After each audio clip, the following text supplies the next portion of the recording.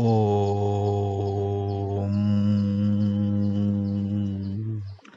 சாமியே சரணமையப்பா.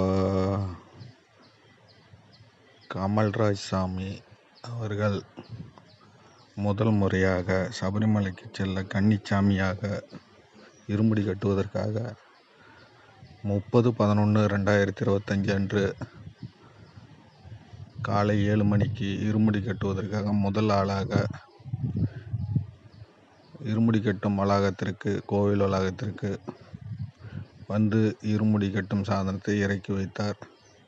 சந்தோஷ் சாமி அவர்கள் தீபாராதனை காட்டி கமல்ராஜை முதல் சாமியாக வரவேற்றார்.